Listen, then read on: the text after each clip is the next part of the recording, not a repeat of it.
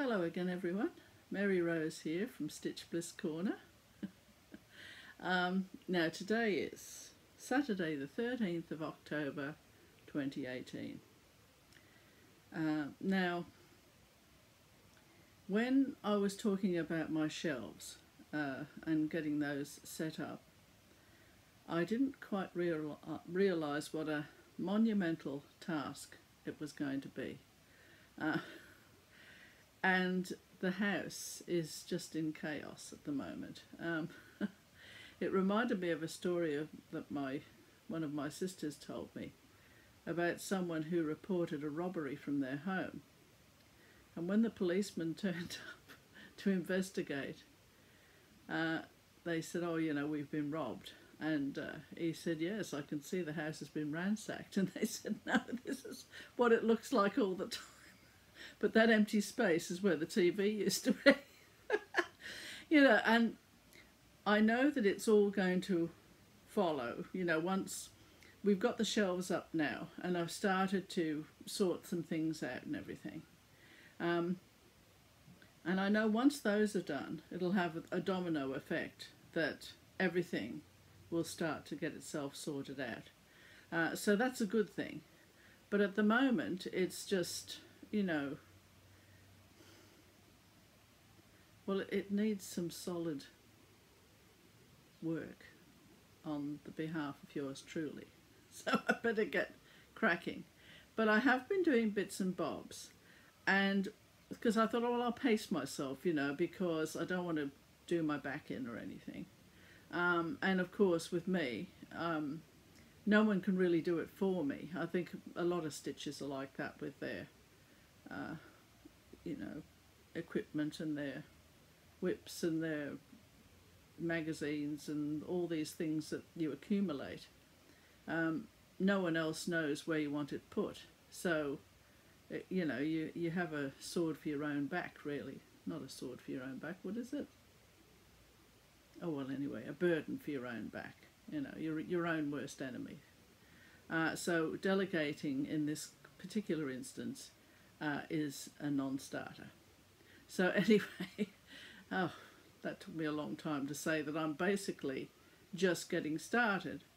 However, although I haven't been doing the anything on dragons yet, or heaven on earth, which I will be getting back to probably within a couple of weeks, I'll be able to get back to those. But in the meantime, I have been making a few discoveries, and I have also FFO'd 2 pieces of stitching, and I would have FFO'd the other, except for the fact that it dawned on me that you haven't even seen it being started, let alone it being finished. So I thought, well, I better wait and do you the courtesy of seeing that before it's framed.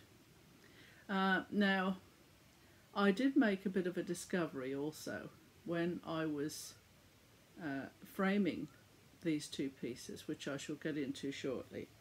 Now, I'm wearing the scarf that my eldest sister gave me, and there's a good reason for that again today. And that is, I have a picture of hers to show you. And this is mainly to show you where I got the idea from for my framing, because I was having a bit of trouble, which I'll explain shortly. But this is her picture anyway. It's quite heavy actually. And I mean, it's just gorgeous. Just, well, what can you say when someone's got so much talent? Anyway, what I wanted to show you was, if you can see, although this is behind glass, the actual picture that she's done is proud. It's sitting out from the backing. So she hasn't really got a mat there. It's just the purple piece at the back, the purple background.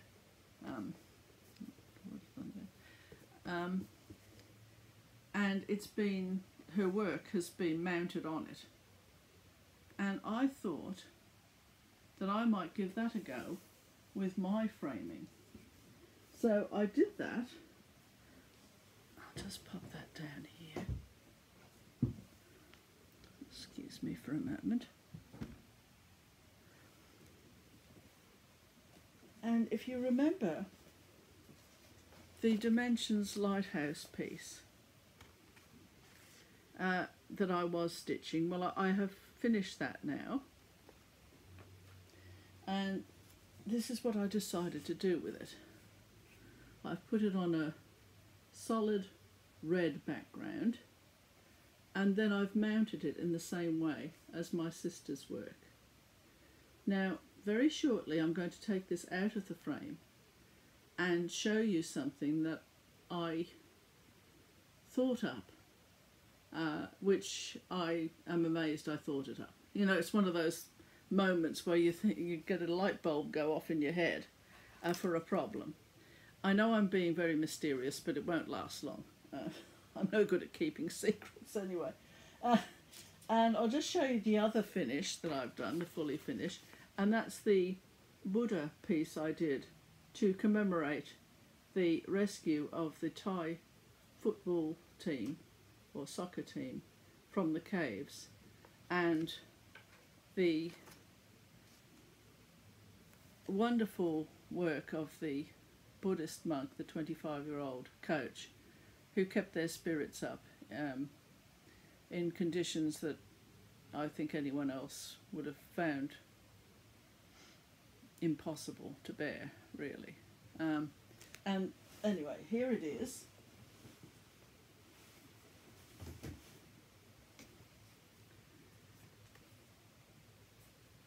And this one is coming out of the frame too in a minute. I just wanted to show you what it looked like, what it looks like completed. And I just love it. I love the frame. I think it's perfect for it. Right, so now you've seen it framed up. Now I'm going to take it out of the frame. I'll do the lighthouse first, I think, because that will show a lot easier what I'm trying to say.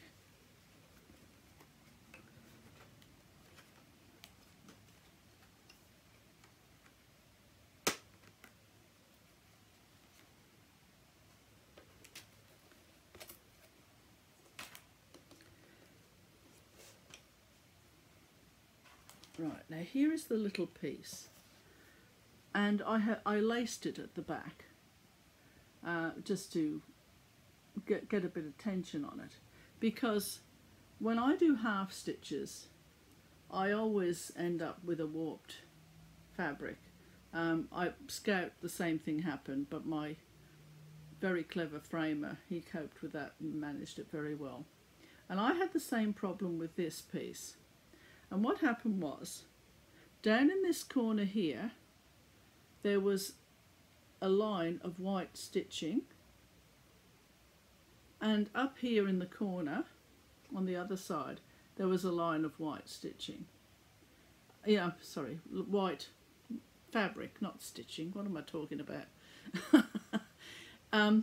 It was just a line of what should have had stitches on, but it was because it wasn't. It was slightly warped because, of course, all the stitches were on there. It's just that when I tried to lace it all together and get it straight, it was having none of it. So this side here also had a bit of white showing. So anyway, what I did was got out my pencils, my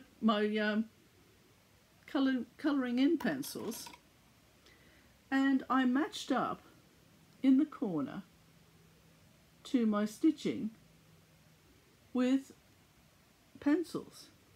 So over there, that's drawn in there. It's so hard to see it. And up here, oh, that's probably better. See it there? That's coloured in with pencil. And it's so effective, you just can't even tell. down the bottom here, there's, see just there you can see that that's a different colour. But it's just to get rid of the white, because the eye fills it in. I mean, it doesn't have to be exactly the same colour. I mean, it helps if it's close, of course, but that is so much better than seeing, let's see if I can get it here. You can imagine having a little line of white in there instead of any colour. It would stick out. But because I've coloured it in, it doesn't show. Or only if you were, you know, if you knew all about it and you were looking for it. And you can see the French knots there that I've done. I'm a big fan of French knots. I think they're lovely. And I mean, they don't have to be even. Flowers are all different shapes and everything, so, you know, nothing in nature is straight as far as I'm concerned. So if you have one that's a bit knotty looking, well, so be it, you know. I mean, there's nothing wrong with that. It's in my book anyway. And I shall get Buddha out now, because I had the similar problem with him. But that was because the frame was slightly bigger than he was. It wasn't because it was warped. It was just the fabric was straight. It was just the frame wasn't quite big enough at the top. Although having said that, there was a slight twist in the bottom that I coloured in, but I mean that was minimal. I probably could have left it, but I thought, well, I've got my coloured pencils out, why not go to town, you know. So that also got laced in at the back. Yeah, just so you can have a look there. Because I gave myself half an hour. I thought, well, you know, I've got things to stitch and houses to try and straighten up. And I really don't have a lot of time for framing. Because although now I think I've got my eye in, I think I'm a lot happier with framing now, because even if you haven't got a frame, you know the maddening thing, well, the same thing happened with Beach Babies, where I had almost the right size for Beach Babies, but there was just that maddening little 1/4 of an inch or 1/8 of an inch of where it didn't quite fit, the frame didn't quite fit. And that's when I put the washi tape round. Well, this is similar to that, except you use coloured pencils instead. Anyway, so I'm just that thrilled with it, I can tell you. So down the bottom here, you can see there's a little bit there where it was pulling up a little bit. And to tell you the truth, I probably could have spent the greater part of the morning pulling and tugging and all the rest of it and getting it absolutely straight. But I thought, well, what's the point of doing that if the frame is going to, you know, cover most of it anyway, and you've only got a tiny, tiny fraction where it's this colour. So this colour here was just there. And so I got my green pencil out and I just penciled it in. And then up at the top here, in the corner, there was a little bit showing up here. So I just coloured it there. And across the top here, I also coloured that. Now, although that is not exactly this, it's enough for the eye to mix it when it gets back into the frame. And I'll put it back into the frame so you can see just how effective it is and how you don't have to have the exact same colour. Just as long as it's enough for the eye to tell the brain, oh yes, that's brown there. And it's the same brown all the way through. So I'll just pop it back in.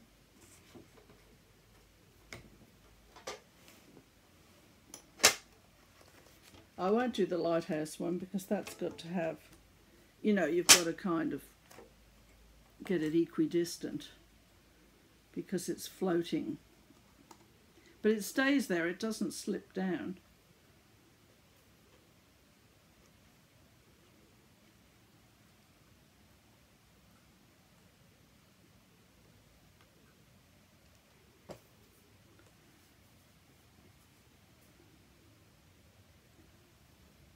You just cannot see in that corner there.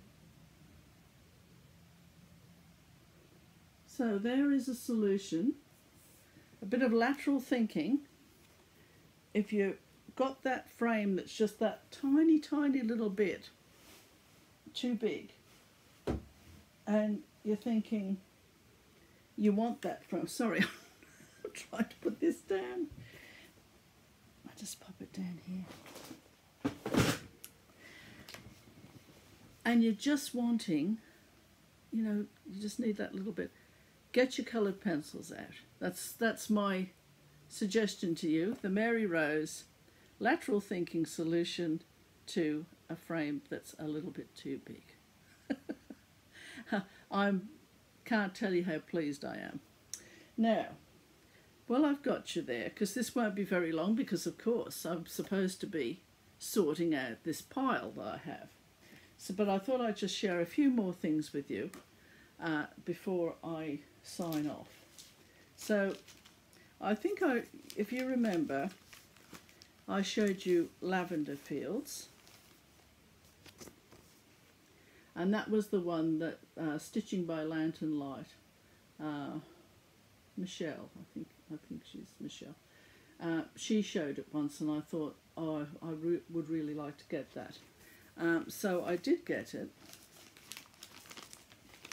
and that's Heritage Crafts, and it came with 14 count, I think, but I didn't want 14. I wasn't happy with the coverage, so I went for 16 count, because I wanted it to be a reasonable size, and I thought 18 it might be a bit too small.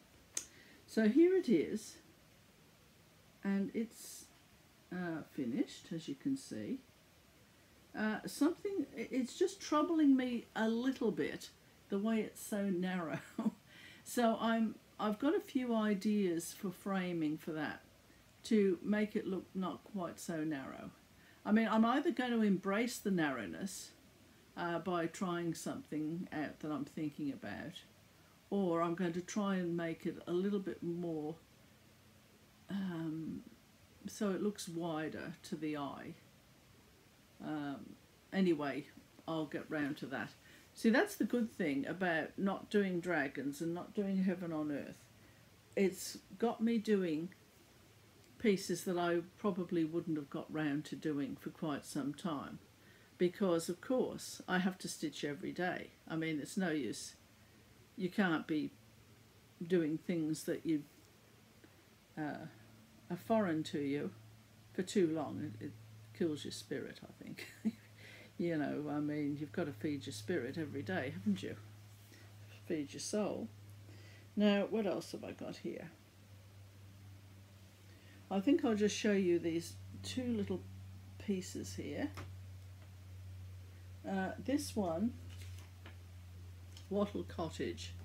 The wattle is a very celebrated flower in Australia. It's Australia's national flower, and it has a lot of special meaning to Australians.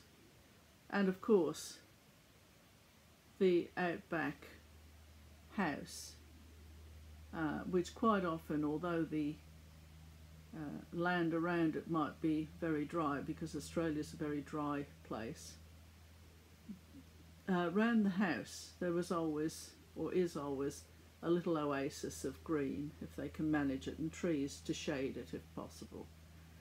This one, well, who knows the history of this little house, and of course the water tank there, and the chimney for winter time. So I quite liked that one, and I thought, well, I'll just have a go at that one. So I haven't really done, I only did one other house, I think, and that was a sampler of houses that my sister gave me. I wouldn't have actually picked it out, but she didn't want to stitch it, so I stepped in and did it. But other than that, I've never done a building. So I think it's stitching up quite nicely, and I'll probably do a bit more on that today. So that's that. And then I thought I'd just show you a piece that I don't have it, of course. I've got a picture of it. I gave it to someone. And her two big loves are her garden, particularly her vegetable garden. She lives in England. She doesn't live here. But she loves her vegetable garden. And music is her other great love. She plays the bassoon and other instruments as well. And I wanted to give her something when we came back from England to Australia. I wanted to gift her something. So, of course, it had to be a piece of stitching. And this is the one I chose because, of course, it's got all the gardening paraphernalia there, the watering can and the hat and the carrots. And it did concentrate more on the vegetables. But she still got the sweet peas. And I wasn't going to do the alphabet. I really don't... I mean, I can understand the alphabet being used on samplers in the days when young women and young girls were learning to do different letters, you know, different shaped letters, capital letters and all that, to stitch in the great stately homes. They did all the gentlemen's handkerchiefs, they'd put all their initials on them and everything. And for practice, I can understand doing lots and lots of alphabets. That makes sense to me. But I think when you're doing a sampler, maybe one or two alphabets, but I'm not sure that you need to do an alphabet for every single sampler that's done. But, you know, I mean, if you're a sampler person, who knows, maybe the alphabet's the thing that gets you, sets your pulses racing. You can hardly wait to get to the alphabet. You know, I don't know, because, I've only done one sampler in my life. So, and it didn't have any, well, it had letters on it, but it wasn't the alphabet, it was something else. But anyway. So, I will show you now the photograph that I did. Sorry, I'm just reaching for my iPad up here because I'm going to show you close-up of this.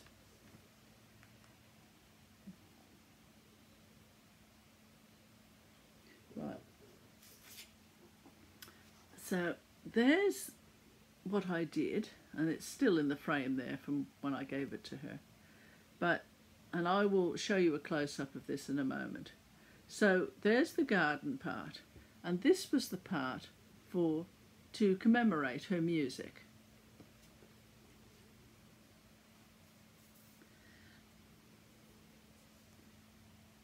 Oops, sorry. Try and make that a bit bigger. For heights and depths no words can reach, music is the soul's own speech. And of course that's a little bit of black work there. And those two figures are the pugilists. That's what they call them in the black work world, because I think it came originally from boxers. The ones that wear the boxing gloves. Well, I mean, originally those men were bare-knuckled. They didn't have boxing gloves, and they were called pugilists. So that's the pugilists there. And that's her little piece that I did for her.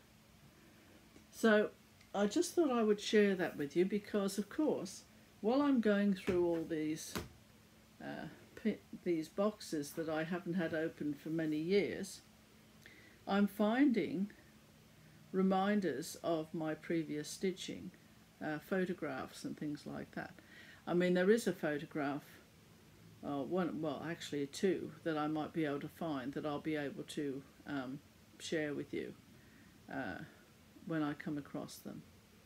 So I thought that I would just do this quick video just to keep you up to date with very little, really, as far as progress of the Well, it'll sort of be a new stitchy room. I'm thinking I'll have this one down here, this chair, because we have two of these chairs, and I've got one up in the other room with the shelves and everything. And once I get it all organised, and I won't be having it so that it's all meticulously laid out. That'll never be happening with me because I'm not a meticulous person. So, you know, I mean, I'll try and make it reasonably so that you're not tearing your hair out thinking, why didn't she straighten that up and this and that. But that is so pathetic, laughing at your own jokes, isn't it? But anyway,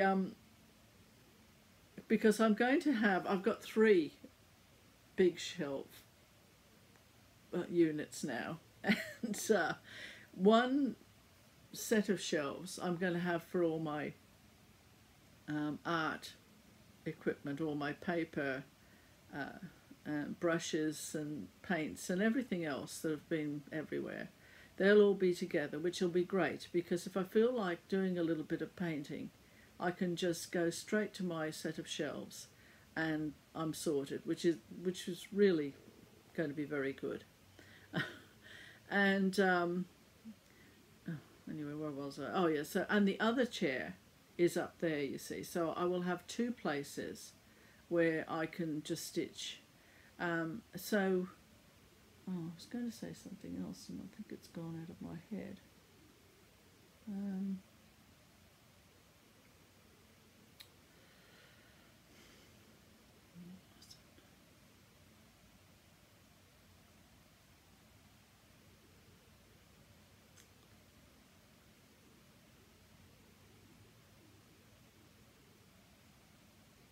Well, oh, it's gone. But I'll write it down for next time. So anyway, thank you for your time. Thank you for watching. Thank you for being you. I mean, you know, the comments that I get, the warmth that comes through, the sweetness of people that watch my channel. You're all, I don't know, there's something special about people that watch me. That's what I think anyway. Because, you know, I don't really do a lot of the sort of stitching that most people do. It's not Halloween, it's not witches, it's not houses, you know, it's not, well, that house. That's probably the only house I'll be doing. It's not smalls, you know, it's not, and I watch a lot of people that do those things, and I enjoy listening to them and, you know, hearing where they're up to and what they have to say and all that sort of thing. And I don't know, I just very much appreciate people who do come to my little corner and spend some time with me, because I feel as though I'm talking to you all directly as friends. So anyway, having said that, I shall now sign off. I will come back to you. I have great hopes over the next couple of weeks that order will be, you know, resumed, normal service will be resumed, and I can get back to the pieces that I'm keen to get back to. But as I say, in the meantime, I'm doing some other ones. So I'm still doing my stitching. So that's the important thing, isn't it? Okay, so I'm going now. Thank you very much for your company, and I will see you again next time. Bye for now.